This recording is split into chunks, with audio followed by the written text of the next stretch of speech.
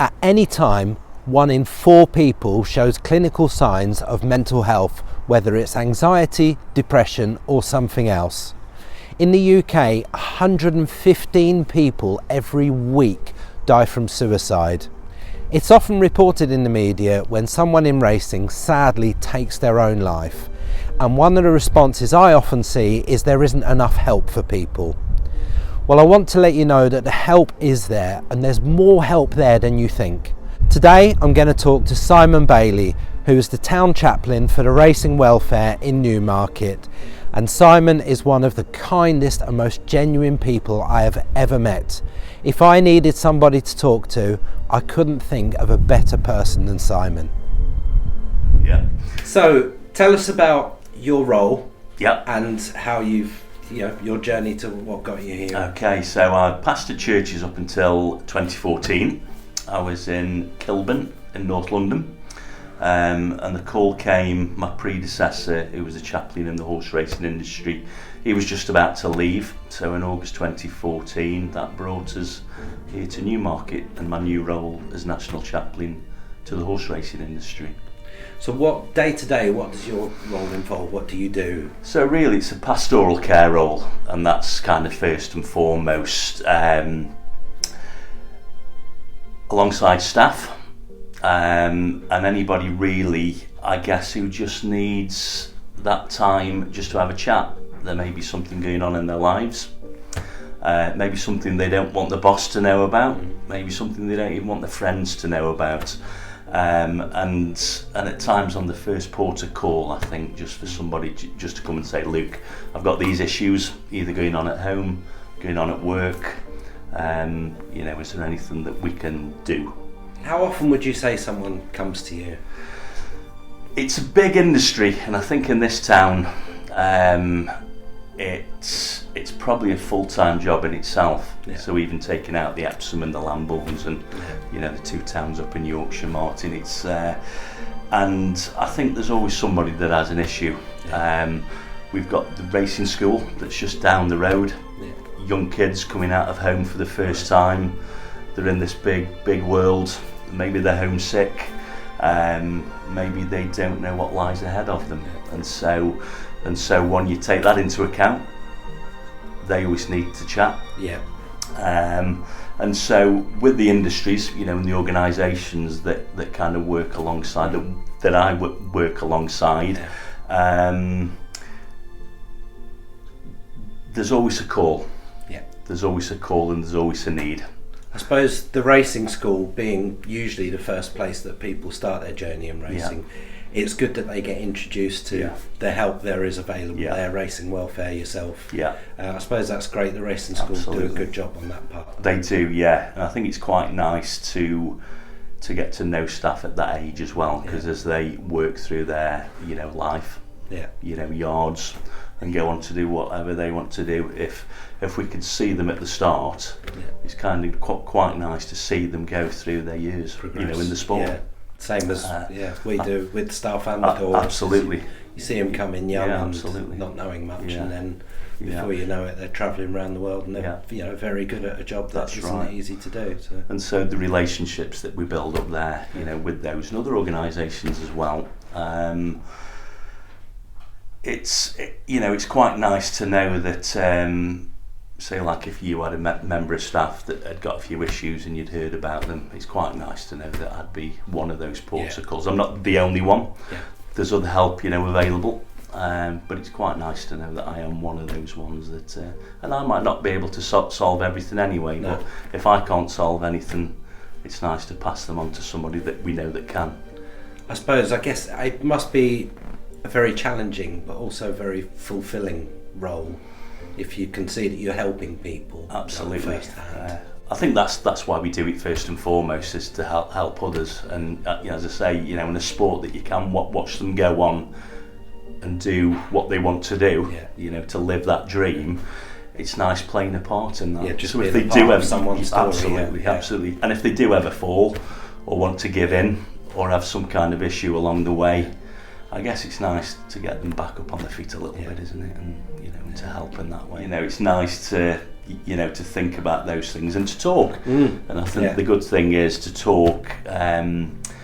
Again, saying earlier that I'm one of the ports of call, or the first port of call sometimes, and that's a big step. You know, it's a big step for somebody to just say, look, things aren't right. Yeah, it's the hardest step often. There's something in life that's not quite right, and it's affected how I live my day-to-day life, or how I do my day-to-day job.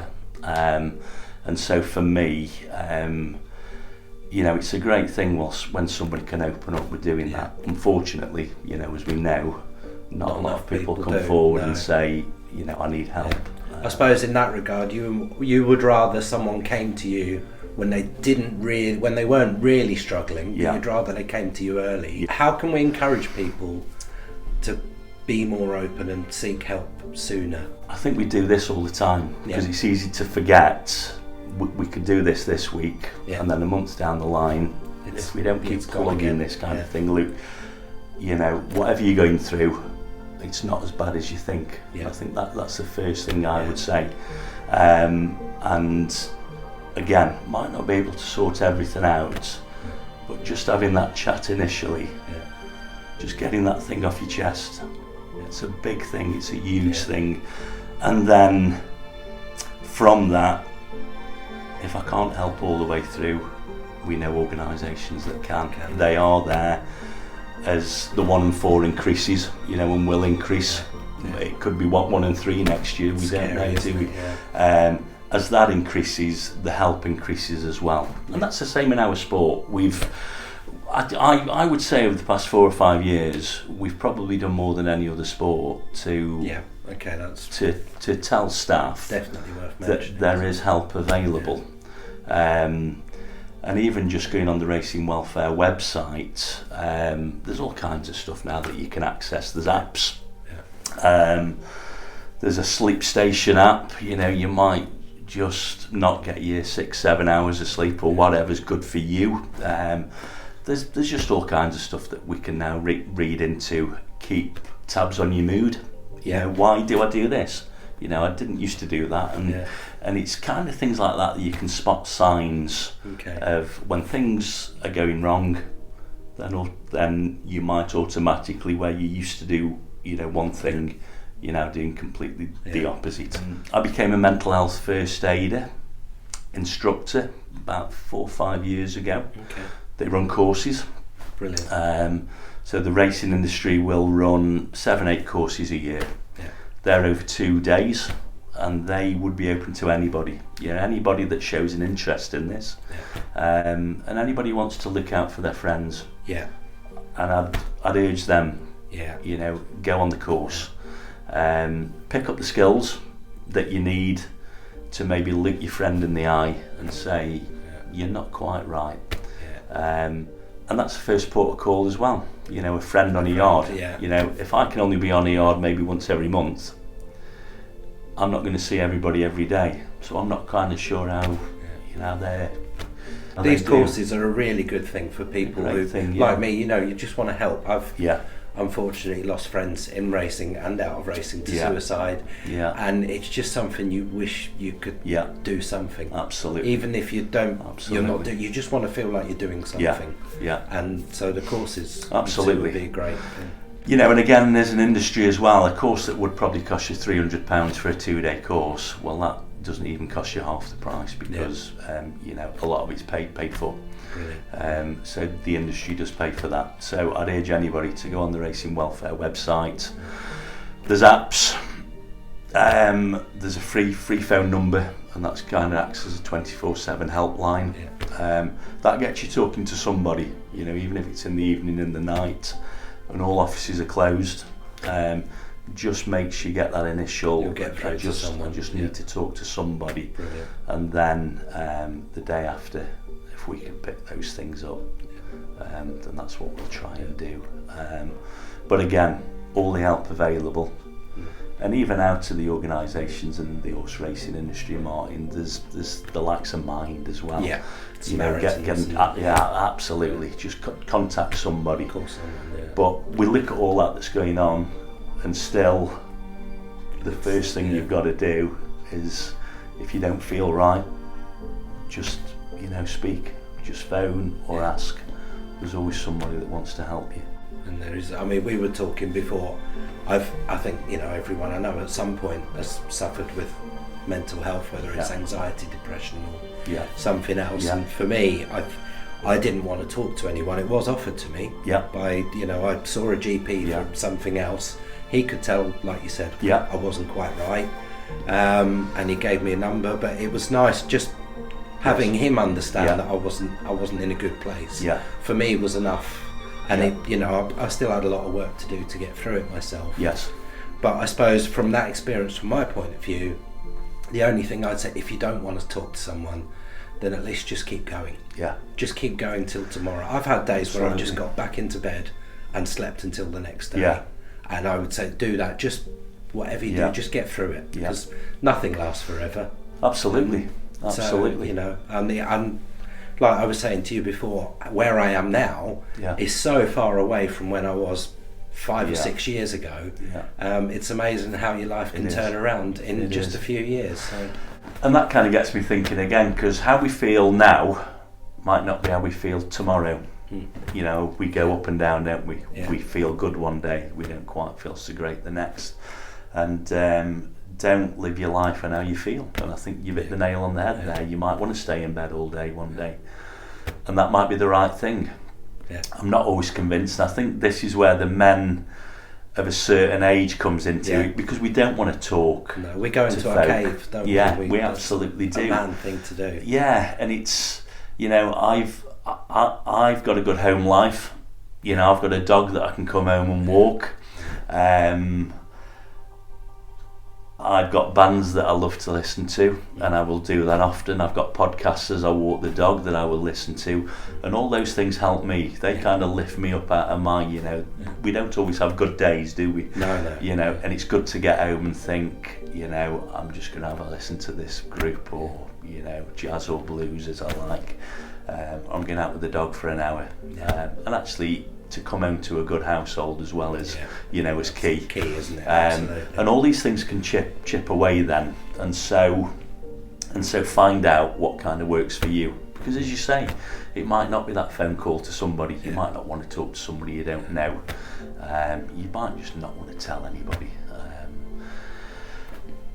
There's all kinds of things you can do. Even write things down yourself. Write that down yourself.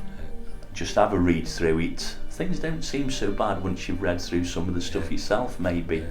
And then I don't know if you want to take that away and burn it, or whatever. Do whatever but put whatever's on your mind down. If you're telling somebody or not, there's all kinds of things we can do, isn't there? When someone does take their own life in the racing industry in Newmarket, you'd be the first person to find out often, or help families deal with it. Absolutely. How does that affect you personally? Because you see probably more of that side of things than most people. And I think this is key for everybody's well-being as well. Somebody will do that, take their own life, or attempt to take their own life, and they think that they don't have anybody that they can talk to, and there isn't anybody that cares. And then the hit that we take as a sport after we hear the news, and you hear it on the grapevine, it's it soon kind of comes through, and it's the time when you hear the news, the bad news, that I feel more part of the sport than ever, because I take that hit as well as everybody else. Like I said, we all do, we all feel it, don't we? We sit there, goes through our minds, doesn't it? What could we have done? Did I know them? Did I know them enough? Did they feel that they could contact me? Have I seen them for a few weeks or not? Have they posted anything?